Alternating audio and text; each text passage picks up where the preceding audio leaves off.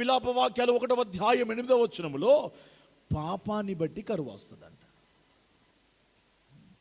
దేన్ని బట్టి? పాపమును బట్టి మన కుటుంబాల్లో కరువు కలుగుతుంది. పాపం అంటే ఏంటి? దేవుని మాట వినకపోవటమే పాపం. ఎక్కడైతే పాపం ఉంటుందో అక్కడ దేవుడు ఉండడు. ఆమేన్ చెప్పండి, ఆమేన్. కరువు ఉన్న చోట దేవుడు ఉండడు. నువ్వు ఎలాగుండాలని దేవుని ఆలోచన? సమృద్ధిగా ఉండాలా.